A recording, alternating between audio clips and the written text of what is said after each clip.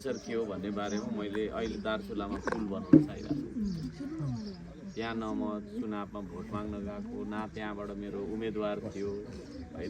त्यसले गर्दा यति बुझ्नुहोस्, हर्क साम्पाङले तपाईँलाई भेटोस् या नभेटोस्, तपाईँ मलाई भेट्नुहोस् या नभेट्नुहोस्, तपाईँको दुःख जहाँ छ त्यहाँ म छु होइन। नत्र दार्चुलामा किन तुइन थाप्नु जान। अहिले 5 दिन भइसक्यो हाम्रो साथी पुगेको छैन। त्यो 5 दिन जाँदाखेरि पनि नपुग्ने ठाउँ रहेछ, अझै पुगेको छैन हाम्रो होइन। अब त्यहाँ हामी तपाईँको झोलुङ्गे पुल थाप्न किन जान्छौँ? त्यो त धरान पनि भन्दा जहाँ दुःख छ, जहाँ विकट ठाउँ छ, त्यहाँ नै मेरो दृष्टि चाहिँ हुन्छ। यदि श्रम संस्कृतिले सरकार गठन गर्ने गरीको मत पाएको भए हामी सीमावर्ती क्षेत्र र गाउँघरको विकासमा केन्द्रित हुन्थ्यौँ। तर हाम्रो म्यान्डेट भनेको चाहिँ आवाज उठाउनेमा मात्रै छ।